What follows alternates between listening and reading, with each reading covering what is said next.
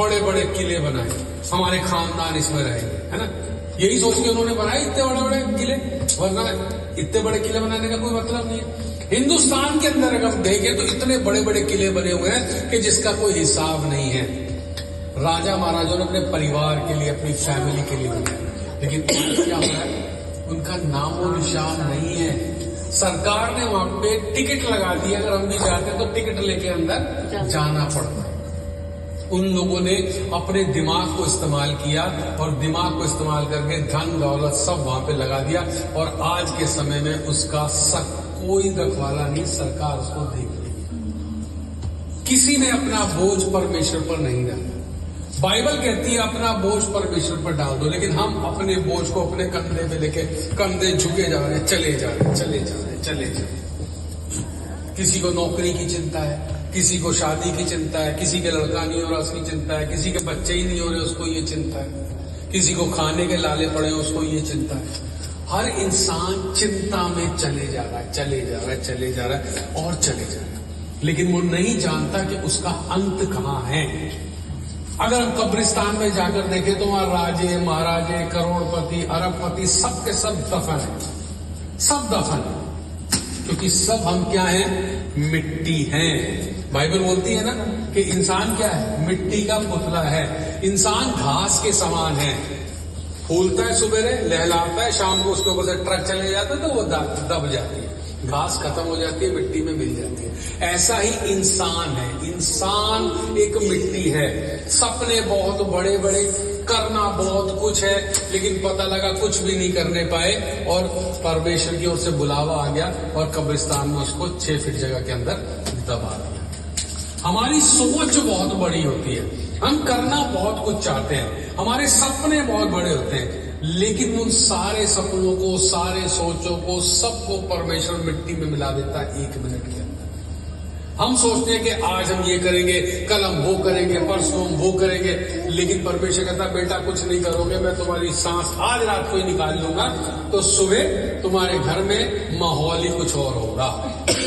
पड़ोसी आके सांत्वना दे रहे होंगे, जी बहुत अच्छा बंदा था, कोई बात नहीं, कोई बात नहीं, चुप हो जाओ, चुप हो जाओ, चुप हो जाओ। हमारी सोच बहुत ज्यादा है, लेकिन परमेश्वर की सोच हमारी सोच से 1000 कदम आगे है। जहां हम सोच हमारी खत्म हो जाती है, वहां से परमेश्वर सोचना शुरू करता है। परमेश्वर की प्लानिंग हमारी प्लानिंग से बिल्कुल अलग है, बिल्कुल अलग है। हम कुछ सोचते हैं, परमेश्वर हमारे लिए कुछ सोच के रखा हो।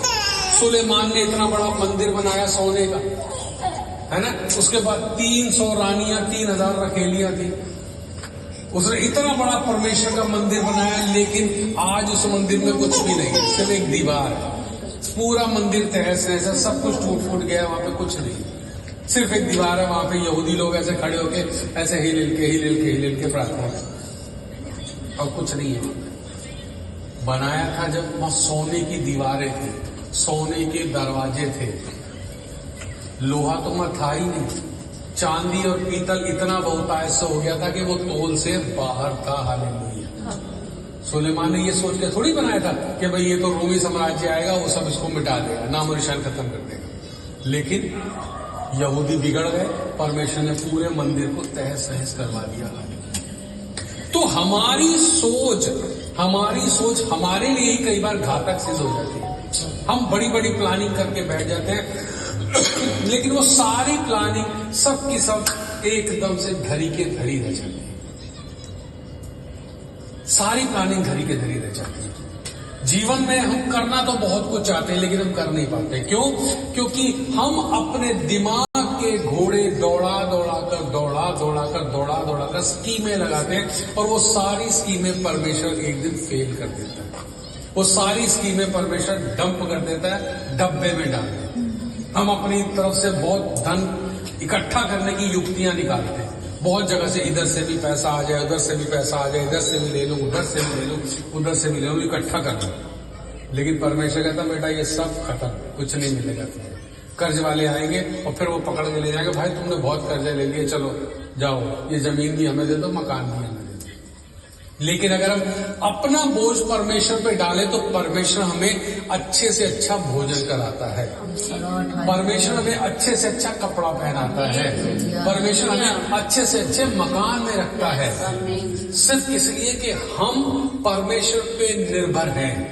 अगर हम भी अपना दिमाग चलाएं ना तो हम अपने दिमाग से फेल हो जाए। हमने बहुत बार सोचा यहाँ आने के लिए, लेकिन हम नहीं आ पाए। लेकिन परसों बात हुई ऐसी, बैठे बैठे परमेश्वर ने बोला कि तुम्हें वहां जाना। हमने कहा जी चलो। हमने इस बच्ची को फोन किया, इसने कहा आप आशीष तो बहुत खुशी की बात है, आप आ जाओ। और हमने आज वहां पे चर्च फटाफट दोनों खत्म किए, सीधा सेल्फ मारा। हमने कहा यहाँ जाके हम प्रार्थना करके वापिस आए। हम योजना महीनों से बना रहे थे लेकिन आ ही नहीं पा रहे थे। लेकिन जैसे ही परमेश्वर ने कहा भागो, हमने सेल्फ मारा और हम भाग गए। ऐसे हम पिछले से पिछले हफ्ते पंजाब गए थे। वो पास्टर कम से कम 6 महीने से मुझे बुला रहे थे, पास्टर जी आप हमारी कलीसिया में आगे प्रचार करो, हमसे मिलो। अब मैंने कहा यार जाएंगे जाएंगे जाएंगे, मैं टाले जा रहा था। लेकिन पिछले से पिछले हफ्ते पता नहीं एकदम से क्या हुआ, मैंने अपनी बेटी से पूछा, ये बोलती डैडी मेरी 2 छुट्टियां हैं। मैंने कहा चल बैठ फिर गाड़ी में। इसको गाड़ी में बैठाया, पत्नी को गाड़ी में बैठाया, मुझे मैंने सेल्फ मारा, सीधा पंजाब निकल गए। कोई हमने सोचा नहीं कुछ नहीं, सीधा पंजाब। 350 किलोमीटर 400 किलोमीटर हम वहां पे पहुंच गए।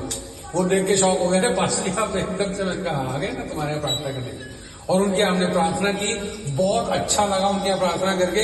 गांव उन्होंने घुमाया, अच्छे अच्छे गांव की वो उन्होंने सब्जियां लगा रखी थी, वो दिखाई खेत में। और बहुत अच्छा खाना उन्होंने बना के हमें खिलाया। वो बिल्कुल बेचारे गरीब से पास्टर थे, लेकिन परमेश्वर उनके साथ, परमेश्वर की जरूरतों को सबको पूरी करता था। हम भी गए, हमारा भी उन्होंने आओ भगत किया और हमें बहुत अच्छा लगा। जब हम रात को वहां रुके, हम रात को ठंडे आसमान के नीचे सोए, कूलर चला के सोए एकदम मस्त। और रात को ठंड लगी, कंबल ओढ़ लिया। मतलब गर्मी में कंबल ओढ़ के सोए। हम लोग एसी में कंबल ओढ़े तो अलग बात है, लेकिन वह ठंड में खुले में हम कंबल ओढ़ के सोए। तो ये सारी परमेश्वर की योजना होती है। हम अपना दिमाग ना चला के परमेश्वर की योजना के अनुसार अगर चलते हैं तो हम जीत जाते हैं। अब्राहम को बच्चा नहीं हुआ, सारा बांझ थी, लेकिन उन दोनों ने परमेश्वर पे विश्वास किया। परमेश्वर ने कहा था कि तेरे वंश को मैं इतना बढ़ाऊंगा कि वो धूल के किनकों के समान होंगे। सारा इस बात के लिए हंस दी थी कि मैं तो बांझ हूं, 90 साल की उम्र में कहाँ बच्चा होगा। वो सही हंसी थी, क्योंकि 90 साल की उम्र में कहाँ बच्चा होता है। साइंस भी नहीं कहती कि 90 साल की उम्र में बच्चा हो सकता है। लेकिन परमेश्वर की योजना थी, उसको अब्राहम को बाप बनाया, सारा को माँ बनाया, और 90-95 साल की उम्र में उनको इसहाक दिया परमेश्वर।